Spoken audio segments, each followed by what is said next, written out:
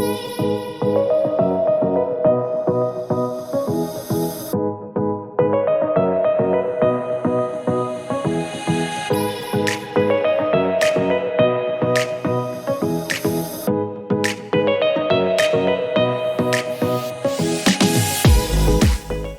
so I mean, we kind of covered it, but let's just talk a little bit now about the future. What do you see in the future for yourself? You know, I just keep doing what I'm doing, enjoying it, and you know, like me and Kevin, well, you kind of know, I want to make like a foundation and things like that, and give back. Yeah, just the how to do it and everything. That's gonna come to play, and I want to be able to, like, there's a lot of good juniors that can afford to play in tournaments. Yeah. And I want to help them that way to play in tournaments, or some like good kids that you like, and they help subsidize some of the things they do. Yeah. So that's basically going to be done just about how we do it and everything like that. Right. And we're trying to find organizations that actually we can give them money that we believe what they're doing, and then they can help juniors or golfers that way. Yeah. So all kinds of angles. It's in a thinking process, and definitely we're gonna do it just somehow. We're gonna do it. Yeah, we gotta find out the right way to do it, or the right organization, and we're looking right now. That's great. And maybe Kevin will be the head of the organization. So. Yeah. We wanted to succeed though, so maybe we gotta consider option B. So that's basically help. Like I pay for it and give back, because like they say, the man above been so good to me, in golf wise, financially, everything, that I don't. I want to be able to help other people now.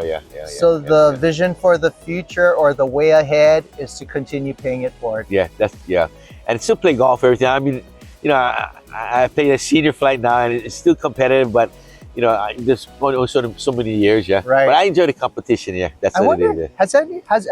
Has anyone won at every level yet? Like junior, high school, college,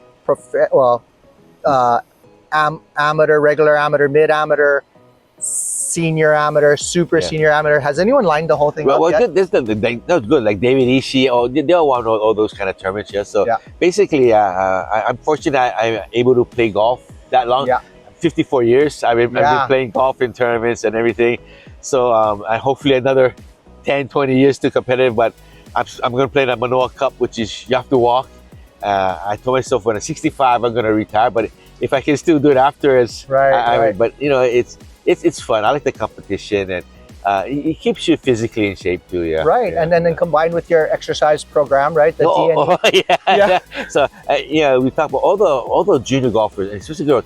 They all work out. I mean, they're in shape. They're physically strong. That's why. So they go to DNA, all the exercises, and they always tease me like, "Come on, Uncle Brandon, come on, you gotta work out, man." I said, "Like, you want to hit it by me? We gotta work out." Because half the girls hit it by me because they hit it. So I said, "Oh." So one day I went, "Oh yeah, I'm working out." "Oh good, where do you go to?" "I go to DNA." "Oh, where's that?" "Where's that? Where's that?" "Oh no, DNA. You heard of DNA?" "No." "Oh, do not exercise." And they're like, so now they tease me. "Oh, did you go DNA today?" So you just download the app. Oh, what app is that? YouTube. But that's what nowadays the players, they do everything. They work out. In our days, they thought working out was bad for your golf. Right. So that's why I guess I see that especially the female golfers in Hawaii. The male golfers, they're good and everything, but the competition is so great in Hawaii. They'll be good golfers, but the female golfers in Hawaii, there'll be a lot of good golfers that can make the tour. That's the feeling I have. So because of the difference of the competition and the level they are now. Right. That is interesting. I think it's like that in all sports, right? Right. Because you see it even when they go from high school to college, right? More of the girls coming out of high school find success on the next level than the boys. Correct.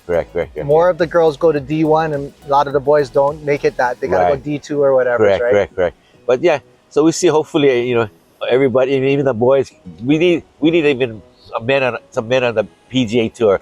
We had one or two, but now we don't have anybody. But that's the goal, and then maybe get 10 or 12 on the LPGA Tour. 10 years from now.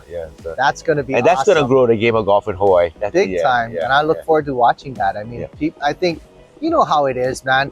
You know, Hawaii, we just love watching our local athletes Right. play, and the better they play, the better it is. Even Right. like Ryder Cup time, boy, I never so patriotic during the Yeah. Ryder Cup. My God, I'm like, Right. oh. Can you imagine if you ever had a Hawaii player on there? Right, Yeah. exactly. You know, like back in the day when UH would play BYU, remember that whole competition? It's like, oh, you know, Ryder Cup like that. But like you said, oh my God, what if one of these days one of our own Yeah. is Yeah. playing on that Right. Ryder Cup? I can't. Well, we had Michelle Wee on the Zohai, man. But I can still. I see a couple more. I mean, Yeah, us and our crews already, but some more people going to that level. Yeah, that is so cool. Yeah, I love that. Yeah. That just gets me. Oh, So like the funny part is, like, you know, everybody know, like Alexa Takai. yeah. I've been helping her out, and she's good. She has all kind of teacher Kevin Shimamura, and she goes to some putty coach. But you know, I played over 100 something matches with her. Right. So she's the score is she's 51. She won. I won 47, and there's 19 ties. So it's pretty close. Yeah. But we haven't played recently. She probably kicked my butt now, but she's playing so good. But the joke is, so I caddied for the U.S. Open qualifier. Yeah. So if she made the qualifying, and I thought she had it. Yeah. The player that beat her had to shoot 6 under par the last night to beat her, and that's the only way she lost. But if she made, I'm going to carry her bag, and she goes, oh yeah, you can carry my bag. I'll take off everything to make it really light, and if you get tired, I'll carry it on the back. I mean, that's so funny. Everybody's laughing. Hey, Alexa, don't worry, I'm in shape. I can carry the bag. Don't forget DNA. If she make that US Open, I'll carry the bag. I find a way to carry the bag. You gotta wear the shirt that says DNA strong. Yeah. But it's funny. It's so cute. That is so They worry cute. about That's me awesome. passing That out. is so cute. That is so awesome, and it's genuine, Yeah, right? and hopefully, I mean, she's trying for the women's amateur in Augusta. Yeah, and you know, she you know, next year, good possibility she can get in the top, you know, 60, 70 and make it. And then she goes, "You gonna catch?" I said, "Yeah." And then the other guy said, "You ain't gonna make it." But the only one round is Augusta, so I can make it. You can make it. You can make I'll it. start training from now. Yeah. Just put the treadmill in your living room in front of the TV and just Yeah, but that's just an honor. They thinking of asking. that's super then super huge It'd honor. be fun. Yeah, it'd be fun. Super yeah. huge honor, Yeah. but how would that be, right? Yeah. Think about it. Yeah, I mean, Yeah. that's an incredible team. yeah, but it'd be fun. Because you know, like a lot of people don't realize how important the caddy is, right? I mean, the caddy it's a team. A lot of people, they only focus on the player, but when you when you hear the interviews and whatnot, Yeah. oh man, Yeah, the caddy is tougher than people think. You gotta be a psychiatrist, psychologist, and you gotta know the player, what they're thinking, and how to react to what they are. And that's a lot of people. Sometimes parents don't make good caddies because you have to understand the situation and what to say, what not to say at the right time. Yeah, right. And that's so. Even when I caddy first time, we don't see too much because we see what they want. You can tell what they want to Got say. it. You're taking in information. How much they want you to read the putt for them or don't, and you say something. But Right. when you know, once you know, figure it out, then it can help them a lot. So, and luckily I played with Alexa and Takai. I mean, has 100 something matches, so kind of know how they're thinking and what. Yeah. Right. So it will be fun. So when the US Open qualifier was the first time I actually caddied for her, and it was good. And I thought I would have bet my house that she got in.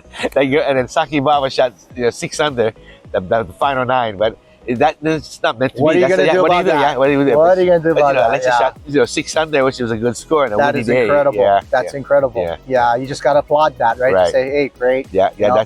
There'll be other times. Yeah. Yeah. For sure. I mean, my goodness, she's only a freshman. Yeah, she just graduated. She's gonna be a high school sophomore now. So and already know. climbing the ranks of women. Yeah, golfers, yeah. right? I think mean, she's in the top 30 in the world ranking for juniors 18 around, and she's only 16. And then in the top 250 for the women's amateur. Yeah.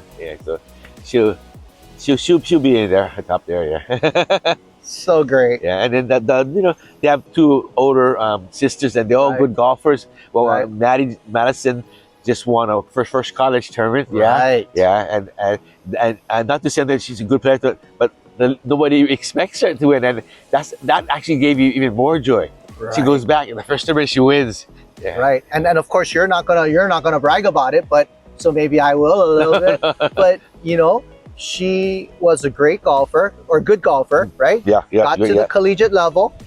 Awesome. I mean, how many junior golfers or high school golfers get to the collegiate level? So great. Hats off to her on that.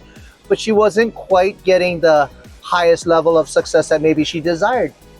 But then you came into their lives, right? You started to play golf with the Takais, and after a season of doing that with her, she realized her first victory, right? Yeah, it could be coincidence. She's a good player, but it's more like give them confidence. No, I think so. To know how good you are, because I told other people, her swing, I should swing. I knew her swing. I should swing like that. I always want to see a girl swing like that, where you have more hand speed, yeah. And she had, oh, so that's why I kind of worked with her, because I do the swing and small things, and you're confident. In that swing, you can win tournaments. Yeah. And I said, you're good enough. You're gonna win. And she remembered. She's laughing. I said, you're gonna go back. You're gonna win a tournament. And she's laughing. She thought it was the most dumbest thing. No, but you gave her the belief. Yeah. You know. But yeah, she's good. She went back It's like, of course, she is the one that was out there playing. She played all the rounds, swung the clubs, got, grinded it out, got the job done. So 100% kudos to her. But at the same time, you instilled confidence in her. You helped her. Hopefully, right? Yeah, instill confidence in her, give her little bits and pieces. I remember from my own experience when I was first playing golf, my dad, he would go to the golf course with me all the time. And then I remember him telling me, he was real hard on me. My dad was really hard on me. But I remember this one time we're driving in a car. I still remember, we're going to Olomana. And I remember him telling me, for some reason, I don't know why he decided to tell me this. He said, mark my words, you're gonna shoot when 74 this year. And just by him saying that, that season I shot a 74. Yeah. And that's the first year I played golf. That's the first. Oh, that's that's good. Yeah. And but him telling me that, right? Yeah, exactly. And of course, it doesn't equate to winning a college tournament, but it's the same concept, right? He told me, and I respected my dad. I still respect my dad so much. Like, I hold him in such high esteem that when he told me that, and I felt it was genuine, I believed it. Right. Yeah. And I think that's the relationship you have with these kids. Right. They know that you are genuinely meaning what you're telling them. There's a genuine relationship. You believe in them. And then they go, Uncle Brandon believes in me. Yeah. Hopefully, that's what I try to do. Because a lot of what I say, I know, like, it's true. Like I said, I know, their swing and how they can play. It's just that they gotta believe it. Yeah. Right. And the mind, as I say, the mind now, with that level is 75% now. So they believe it. And in fact, that day we're playing and we're looking at it, going, oh, she's gonna win. Yeah, that's right. You were telling me that. Yeah. I remember. It was like right there. Yeah. And then she called right after. Yeah, we're following. That is great. So that kind of thing, it gives a lot of satisfaction, because people, the person that is good but not great, but they become great. It's kind of fulfilling that way. But even their older sister, and she just graduated Boston University, and also, but I played with her when she was the best. I played the best iron striker, men or women I play with. Wow, she's the iron, the best I've ever seen. So much talent in that family. Yeah. My gosh. She's like 5'2", 115 pounds, and she had 2 clubs longer than. I mean, I'm not the longest hitter, but I'm not that real short. Yeah. She had 2 clubs longer than me. Her name Victoria Takai. So I asked her to caddy for me for the Senior Open qualifier, and she said, "Oh, what do you have to do? Did you drive the car, because we have to walk in the tournament? And then go to the ball, shoot the yardage, and whatever club you would hit, bring 2 more stronger." So I said, okay, so we got the first. So and then she goes, I got the 5 and 6 iron, because I hit a 7 iron. So the other players I'm playing with, they're laughing like, what? And she was right on. And the next, I got the 6 and 7, because I would hit 8 iron, and they're laughing at me. You're like, oh, thank you. No, say I'm so loud. No need to say that. And she clubbed me perfectly. But I mean, that she gradually did good. But I think, I mean, if I met her 1 or 2 years earlier, I think she would start that. Not to say, I mean, the good players gonna be good. It's just, man, what we're trying to do is, and all the instructors, the good instructors understand, the good players, they're gonna be good no matter what. They're not gonna. It's not from they're making them bad. They're gonna be good no matter. It's, man, what we're trying to do is shorten the time frame. Yeah. So maybe somebody take 3 years to get, we can make it 2 years or 1 Right. year, and that's going to give them the advantage of being able to play college golf. 100%. Yeah, 100%, yeah, because it's a small window. Correct. It has a time span. right. You only go to college in that one window. Correct. And a lot of these kids, they're not many kids are going to take it to the next level and go pro. Right. So that's the window they're trying to hit. Correct. Right. Correct. So that makes a lot of sense. That's what we're trying. And if anybody say, "Oh, I made the golfer great," that I don't believe in that.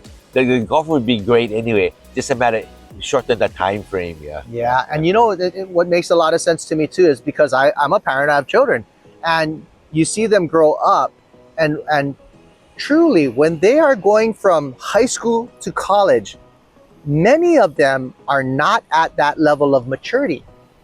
Correct. Many of them, especially local kids, Yep. are 2 years back, Right. sometimes more. Right.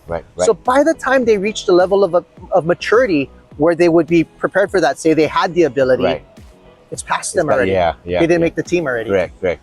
Yeah, So that's the difference. Yeah. So yeah. that's just what hopefully we can try and do it. No, that's brilliant. And then That's brilliant. sometimes somebody asks, "Oh, what's your biggest fear?" And what's the Zen person? And I say, "Oh, I don't want to hurt anybody or screw anybody up." Yeah. And then Again, because of your heart. yeah, I know. and then yeah. the answer was, "Well, if you feel that way, you won't." So Oh, that's good Zen, then. Yeah, it does. Yeah. So it's how Zen, they kind of like yeah. Oh, I guess so. Yeah. Yeah. Yeah. Because I guess like how you always say, you know, and so like I think if you ever get to a point where you're feeling like maybe I shouldn't say, or you will hold back because you don't want to hurt them, right? Correct. Yeah. So that's probably that makes sense to me. Yeah.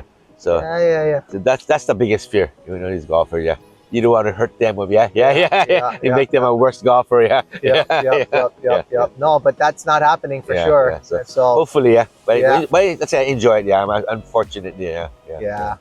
But yeah, amazing, Brandon. So, well, I think that kind of sums it up. But I'm glad you were able to come back. So, anything else you want to share with us today? No, that's basically. I mean, we have so much. You can talk about so many things. Everybody's different, but like I say, I mean, I think the next level of golf, they're sports psychologists, and they're touching on it. But the Zen and thing is there's a next level, and it's not to do with spirituality and things like that. Which so some people are ready for it or not, but I've seen it actually work and everything like that. Right. So I understand, but that's the next level of for the mind, Incredible. Well, Brandon, thanks. Well, enjoyed your so time, much. Martin. Yeah, Thank you. I was and enjoying. folks, this was a great discussion. We learned a lot, very insightful, very enlightening. Continue to work on your games, juniors. Go out there, listen to your parents, work hard, and maybe one day, if you're so blessed, you will cross paths with Brandan Kop. Uncle Brandon. Aloha, and we'll see you at the Clipper.